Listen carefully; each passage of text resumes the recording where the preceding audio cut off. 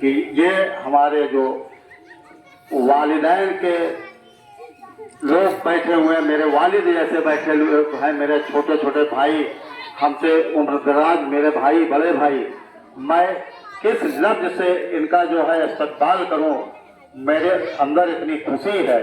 साथियों, जिस जोश खरोश के साथ आप लोग मजलिस के झंडे के नीचे आए हैं, हम आप लोगों से हाथ जोड़कर यही गुजारिश करेंगे, यही जोश खरोश, जब भी हमारे बालेश्वर साहब किसी अपने भाई को या दलित को या अति पिछड़े समाज के लोगों को टिकट दें, फाइनल करें, तो इसमें ये ना देखा जाए कि इस समाज का आदमी है, हम इसको क्यों करें। ये देखा जाए कि नहीं, ये बालेश्वर साहब का सिपाही है। बालेश्वर साहब के सिपाही को अगर आप वोट देंगे, खुदा मैं कह रहा हूँ, अल्लाह गवाह है इस बात का कि आप इतना वजूद कायम करेंगे अपने आप को कि जिसकी मैं गवाही नहीं दे सकता हूँ। आज हमारी कौम के लोग, हमारे दलित समाज के लोग इतने परेशान हैं कि जिसके कोई शब्द नहीं है। किसी भी थाने में जाइए, आपको इस तरीके से भगाया जाता है कि जैसे हम हिंदुस्तान के नागरिक ही नहीं है, और इस गाड़ियों का स्वागत किया जाता है थाने के अंदर।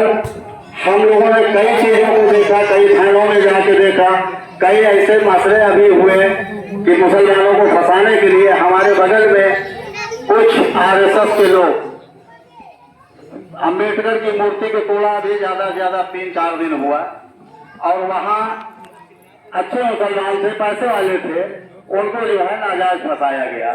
तमाम हम लोग उसमें पैरवी कर रहे हैं, लगे हैं। 4-5 लोगों को जो है चालान कर दिया गया है।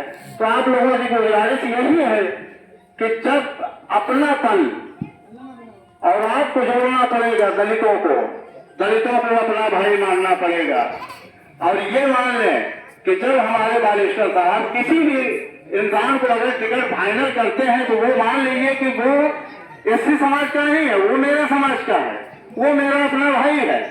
बालेश्वर साहब की हर बातों पे हमें अपने सर पे रख के चलना है, तब तो हम कामयाबी पाएंगे। नहीं वरना हमारी रुसवाइयां ऐसे होते रहेंगे, हम हर समाज में रुसवा होते रहेंगे, कोई हमें अपने बगल में बैठाने के काबिल नहीं समझेगा। आज मजबूरी यह है कि आप बिहार की हालत देखिए। बिहार में वो हालत है कि आरजेडी के मुखिया जो है, उसने कह दिया कि भाई आप यहाँ चुनाव क्यों लड़ रहे हैं, आप तो हैदराबाद में लड़िए, मैं तो बिहार में रहता हूँ, मैं तो बाहर नहीं रहता हूँ। तो बालेश्वर साहब की सोच क्या है? भाई पार्टी किस लिए बनाया बालेश्वर साहब? पार्टी इसलिए बनाया कि हम पूरे हिंदुस्तान का, पूरे समाज का भला हम करेंगे। और आप लोग देख रहे हैं, चाहे वो पाकिस्तान का मैं कर रहा हूँ, आप उनका डिबेट देखें, हमारे बालेश्वर साहब का डिबेट देखें, और आपके सामने जब इतना तगड़ा लीडर हो तो हमें डर किस बात की है?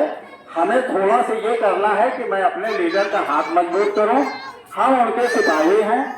अब आता है सवाल ये कि हमारे जो छोटे गरीब मजलूम, चाहे वो दलित समाज के लोग हों, चाहे मेरे कौम के लोग हों, अगर कहीं उनको प्रशासनिक तरीके से परेशान किया जा रहा है, तो आप मजलिस की जानिब से मैं ये कहना चाहूंगा कि सारे लोग मिलकर उसका रास्ता ढूंढें, उसका बीच बचाव करें।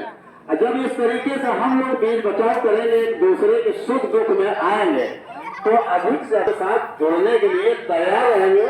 हम अपने घर पे, फेसबुक पे, व्हाट्सएप पे अगर हम मजलिस का परचम को आगे बढ़ाएं तो वो नहीं बढ़ पाएगा। आपको मैदान में उतरना पड़ेगा साथियों। जब तक मैदान में हम आप उतरेंगे नहीं, हम बालिश बात नहीं बताएंगे कि हमारे बालेश्वर साहब क्या हैं, हमारे मजलिस का मिशन क्या है। हमारे मजलिस का मिशन तो ये है कि सारे कानून जो संविधान में है, जो कानून सबके ऊपर आज जो भूत प्रेत की पार्टी चल रही है, इसको मैं मानता हूं कि ये भाजपा नहीं है, ये भूत प्रेत की पार्टी है। तो भूत प्रेत की पार्टी जो है ये अपने जातिवाद पे काम करती है, और बालेश्वर साहब का कहना है कि सारे सर्व समाज को हम लेके काम करेंगे। इसी बातों के साथ मैं अपनी बात को खत्म करता हूँ। जय भीम, जय हिंद।